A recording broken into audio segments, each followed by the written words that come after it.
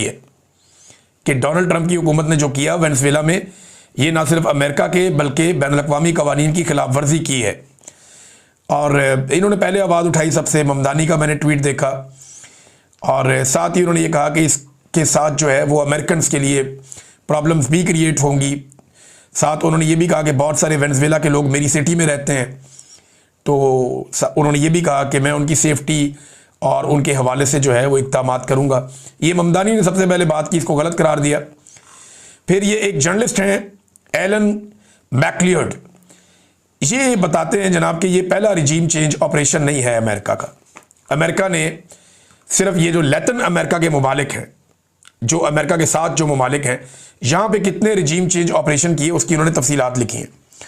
Number 1, 1952 में Cuba के अंदर रिजीम चेंज ऑपरेशन किया गया, ग्वाटेमाला में 1954 में, एल सल्वाडोर में 1980 में, और इसके बाद जनाब एक कंट्री है होंडुरास, ये जनाब 2009 में, निकारागुआ ये जनाब 1980 में, पनामा में 1989 में, हेटी में 1959 और 2004 में, पीरू में 1962 और 1975 में, और डोमिनिकन रिपब्लिक में 1965 में, वेनेजुएला में 2002 में भी रिजीम चेंज ऑपरेशन हुआ था, बोलीविया में 1980 में, पैराग्वे में 1954 में, ब्राज़ील में 1964 में, चिली में 1973 में, अर्जेंटीना में 1976 में, और उरुग्वे में 1973 में। तो ये इतने सारे रिजीम चेंज अमेरिका ने किए। उन्होंने सारी की सारी डिटेल बताई हुई है कि इक्का दुक्का जगह छोड़ के ऑलमोस्ट हर मुल्क में, यहाँ पे ज़्यादातर मुल्कों में अमेरिका ने कभी ना कभी कोई रिजीम चेंज ऑपरेशन किया हुआ है। ये एलन मैकलियर्ड ने बताया, जो एक जर्नलिस्ट हैं।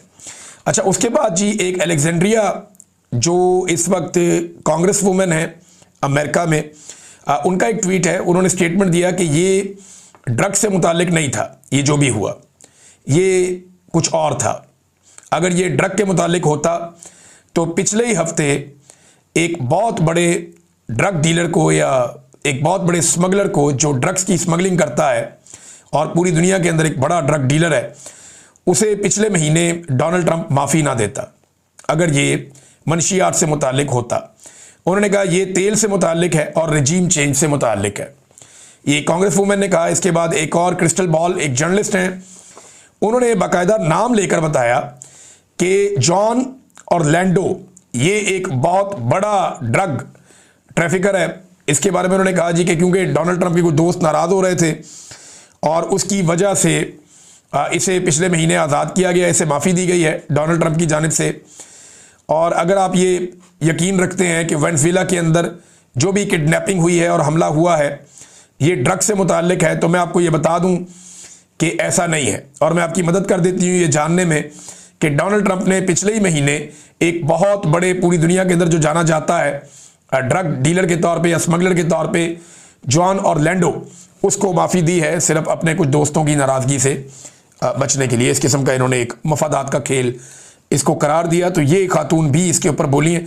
तो अमेरिका में भी आवाज़ें उठ रही हैं रिजीम चेंज ऑपरेशन के खिलाफ, ये जो वेनेजुएला में हुआ है। अब कुछ लोग इसको बहुत पॉजिटिव कह रहे हैं कि अमेरिका ने बहुत बड़ा छक्का मार दिया है, बहुत सारे अमेरिकन बहुत खुश हैं। अच्छा, कुछ लोग ये कह रहे हैं कि यहाँ पे अमेरिका में बहुत बड़े मसाइल पैदा हो चुके हैं हेल्थ केयर के हवाले से, और बहुत ज़्यादा उसकी कीमतें बढ़ गई हैं, बहुत पैसा इसमें बढ़ गया है, लोगों की पहुँच से बाहर चीज़ें हो रही हैं। तो इस वजह से तवज्जो हटाने की एक कोशिश है, कुछ और केसेस हैं जिनसे तवज्जो हटाने की कोशिश है। सब अपनी अपनी बोली बोल रहे हैं, लेकिन जो अमेरिकन गवर्नमेंट ने किया है ये अमेरिका को तो फ़ायदा ही देगा। उसकी वजह यह है कि अमेरिका ने बेशुमार पैसे का रास्ता खोल लिया। अगर वो इस पर काबू करके रखेगा ना डोनाल्ड ट्रंप और अमेरिका, तो अमेरिका में डॉलर इतनी तेज़ी से आएंगे, पैसा इतनी तेज़ी से आएगा कि कमाल हो जाएगा। और यूरोप इसके ऊपर बोला भी नहीं। अच्छा, एक सवाल और उठाया जा रहा है, फ़र्ज़ करें रशिया जाके यूक्रेन में यही हरकत कर देता है जो अमेरिका ने कर दी वेनेजुएला में। एक बड़ा खौफनाक ऑपरेशन प्लान करता है, ज़ेलेंस्की को उठाता है और वहाँ से लेके रशिया पहुँच जाता है, तो फिर दुनिया का क्या रद्द अमल होगा? या आप सोचें ताइवान में चाइना यही कर देता है, अचानक से जाता है अटैक करता है चाइना ताइवान के अंदर, या आप किसी और मुल्क में समझें, या आप ये समझें शुमाली कोरिया जाता है और जापान के अंदर से इसी तरह उठा के ले जाता है वहाँ की गवर्नमेंट को। तो इसका आप मतलब क्या समझेंगे? ये ना दुनिया ये सवालात भी उठा रही है साथ साथ, लेकिन एक बात हमें दुनिया के बारे में जाननी चाहिए, और वो उर्दू की एक सादी सी मिसाल है, जिसकी लाठी उसकी भैंस। अब आ जाए पाकिस्तान में भी यही कानून चल रहा है कि जिसकी लाठी उसकी भैंस, और कम से कम उस दिन तक तो यही कानून चल रहा है जिस दिन तक पाकिस्तानी ये लाठी अपने हाथ में नहीं ले लेते। जिस दिन 25-26 करोड़ लोगों ने लाठी थाम ली, उस दिन बंद कमरों के फैसले हमेशा के लिए बंद हो जाएंगे और चीज़ें किसी और तरह डील होना शुरू हो जाएंगी। स्ट्रीट मूवमेंट के लिए काफ़ी भागदौड़ शुरू हो गई है नाज़रीन, बहुत तेज़ी से इसके ऊपर काम हो रहा है। अब बहुत सारे मनाजिर भी दिखाई दे रहे हैं और बहुत सारा टेक्निकल काम अभी होना बाकी है, अभी टाइम भी है इनके पास। लेकिन सिंध हुकूमत ने थोड़ा समझदारी और मैच्योरिटी का मुजाहरा किया और वो ये कह रहे हैं कि हम वेलकम भी करेंगे, मुराद अली शाह दावत भी देंगे, और वो चाहेंगे कि सुहेल अफरीदी उनसे आकर मिले भी। तो ये बड़ी अच्छी बात है, ये मुलाकात होनी चाहिए। जो जमहूरी कुव्वतें हैं उन्हें मिलकर बैठना चाहिए। चाहे कुछ लोग इस वक्त एस्टेब्लिशमेंट के टुकड़ों के ऊपर हैं, लेकिन देखें हैं ये सारे लोग सियासतदान हैं। अल्टीमेटली मुल्क इनको चलाना चाहिए, ना कि एस्टेब्लिशमेंट को। अगर ये मिलकर बैठते हैं तो एक जंग के बाद भी लोगों को टेबल पे ही बैठना पड़ता है, तो अच्छी बात है, टेबल के ऊपर बैठें, टेबल टॉक करें। सियासतदान यही करते हैं। कायदे आज़म ने को मुक्के मार मार के आज़ाद नहीं करवाया था बंदूकें चला के पाकिस्तान को, टेबल के ऊपर बैठ के वो गुफ्तगू के अंदर जो है वो नॉकआउट करते थे। फिर एक बहुत बड़ी तहरीक चली थी। तो सियासी तहरीकों के ज़रिए से मुल्क आज़ाद होते हैं या अवाम अपने हकूक़ हासिल करते हैं, लड़ाई से नहीं होता, और टेबल के ऊपर ही बैठ के फिर एंड में मसला हल होता है।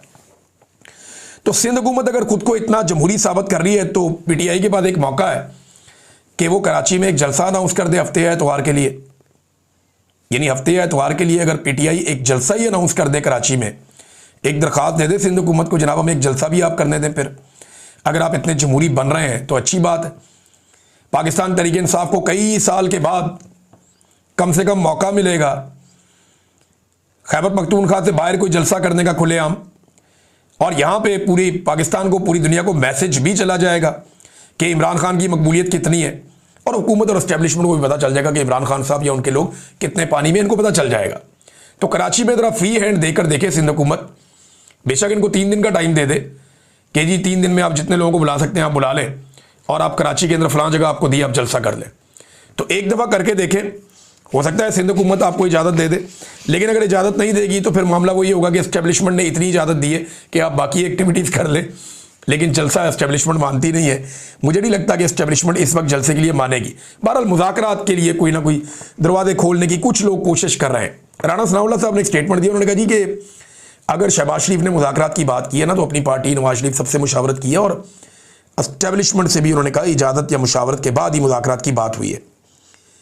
कल राना साहब एक स्टेटमेंट में ये कह रहे थे एक दिन पहले कि जनाब एस्टेब्लिशमेंट के पास तो आईनी इख्तियार ही नहीं है उनके पास मुज़ाकरात के अंदर बैठने का या बातचीत करने का। तो आज वज़ीर आज़म उनसे इजाज़त लेता है, ये कौन सा आईनी है इख्तियार? ये किस आइन के तहत जाके उनसे इजाज़त लेते हैं या उनसे मुशावरत करते हैं सियासी मुज़ाकरात के लिए? तो देखें, ये हकीकत हमें मान लेनी चाहिए कि इस वक्त पाकिस्तान की एस्टेब्लिशमेंट ही निज़ाम को चला रही है, सब कुछ उन्हीं के कंट्रोल में है। लिहाजा उन्हीं के साथ सारे स्टेक होल्डर को बैठ के बात करनी पड़ेगी कि बस कर दो, आप अपनी डोमेन में वापस जाएं, पाकिस्तान को चलने दें, पाकिस्तान को आगे बढ़ने दें, पाकिस्तान को अपना काम करने दें। नाज़रीन, साकिब बशीर साहब ने भी अब खबर दी है, इंजीनियर मोहम्मद अली मिर्ज़ा साहब के दावों को उन्होंने भी मुस्तरद कर दिया है।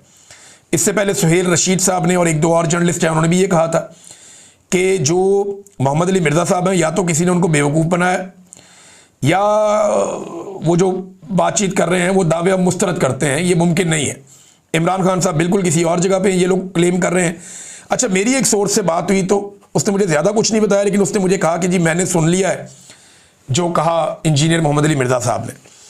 मैंने कहा जी मुझे ये बता दें कि जो बातें उन्होंने की हैं वो ठीक है? उन्होंने कहा जी नहीं, वो बातें दुरुस्त नहीं है। मैंने कहा वो ये क्यों कर रहे हैं, आपको समझ आई कुछ? उन्होंने कहा जी मैं इस बारे में कुछ नहीं कह सकता, लेकिन जो बातें वो कर रहे हैं वो दुरुस्त नहीं है, ये मालूमात टेक्निकली दुरुस्त नहीं है। अब ये लोग कंफर्म कर रहे हैं, साकिब बशीर साहब, सुहेल रशीद साहब, कुछ और इस्लामाबाद से जर्नलिस्ट जो अडियाला जेल जाते हैं वो लोग, कि जनाब ये मुमकिन नहीं है, ये कोई धोखा हुआ है इंजीनियर मोहम्मद अली मिर्ज़ा साहब के साथ। अगर आप थोड़ा उनको मार्जिन देना चाहें तो आप ये कह सकते हैं उनके साथ धोखा हुआ है, और अगर आप मार्जिन ना देना चाहें तो आप ये कह सकते हैं कि उनके दावे हम मुस्तरद करते हैं, वो बात ही गलत कर रहे हैं। लेकिन मोहम्मद अकरम नामी एक असिस्टेंट जेल था, असिस्टेंट सुप्रिटेंडेंट ऑफ जेल था, उसको जबरी तौर पे लापता कर दिया गया था। सिर्फ इल्ज़ाम ये था कि उसने इमरान खान तक कोई पैगाम पहुंचाया या इमरान खान का पैगाम बाहर निकाला। और यहाँ पे इंजीनियर साहब इमरान खान साहब की बातें सुन रहे थे और वो कहते हैं जी मुझे सारा कुछ पता भी है। तो जेल का जो रिकॉर्ड है वो भी इंजीनियर साहब की एक बात की नफ़ी कर रहा है। ये सईद बलोच साहब ने ये भी रिपोर्ट किया। उन्होंने कहा जी कि जेल का जो रिकॉर्ड है अगर वो आप देखें तो रोज़ाना देसी घी के तड़कों वाली बात भी ठीक नहीं, क्योंकि इमरान खान साहब जो गोश्त खाते हैं उन्हें वो हफ्ते में 3 दफ़ा गोश्त मिलता है। 2 दफ़ा मुर्गी खाते हैं और यानी हफ्ते में आपके कितने मील्स होते हैं, आप एक हफ्ते में 14 खाने खाते हैं तो 3 खाने उनके गोश्त के होते हैं, बाकी वो दालें और सब्जियां और इस तरह की चीज़ें खाते हैं। ये इसमें लिखा हुआ था, ये जो जेल के अंदर जो रिकॉर्ड है उसके अंदर वो लिखा हुआ था और उन्होंने वो प्रोवाइड भी किया था।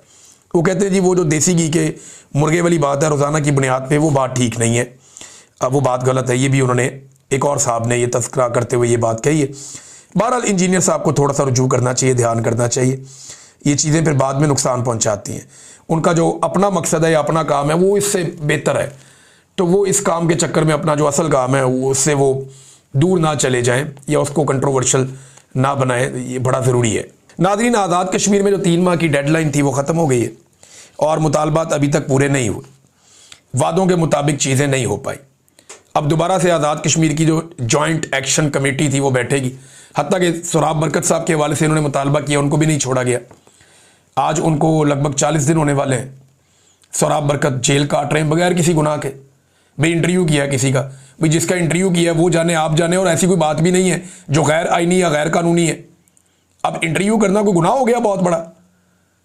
इस मुल्क में हमने तो डाकुओं के इंटरव्यू किए हैं, चोरों के इंटरव्यू किए हैं। इस मुल्क में एहसान इंटरव्यू देके टीवी चैनल के ऊपर चला गया, कुलभूषण यादव का इंटरव्यू चल गया। तो ये क्या बात हुई? तो इसमें अब मुझे बड़ी, यानी मैंने तो उसको भी देखा था टीवी पे, अभिनंदन को, वो भी एक सवालों के जवाब दे रहा था एक ऑफिसर के। तो इंटरव्यू तो यहाँ बड़े बड़ों के चले हैं, तो ये एक इंटरव्यू अगर कर लिया एक सहाफ़ी ने तो क्या हो गया? अभी इसको छोड़े, अब बाहर आने दें। और आज़ाद कश्मीर के अंदर अब दोबारा से इसके ऊपर बातचीत होगी। इन्होंने बल्कि ECL में डाल दिया बहुत सारे बंदों को, गिरफ्तारियां और मुकदमे भी किए उसके बाद, और ये कहा था कि हर 15 दिन बाद हम मुलाकात करके डेवलपमेंट चेक करेंगे कि कितने मुतालबात माने गए। वो 3 महीने में सिर्फ 2 मुलाकातें ही हुई हैं, तो उनके काफ़ी गिले और शिकवे हैं। तो अब देखते हैं कि वो क्या एक्शन लेते हैं। तो अवामी जॉइंट एक्शन कमेटी अब दोबारा बैठेगी। अब तक के लिए इतना ही, अपना ख्याल रखिएगा, अपने इस चैनल का भी।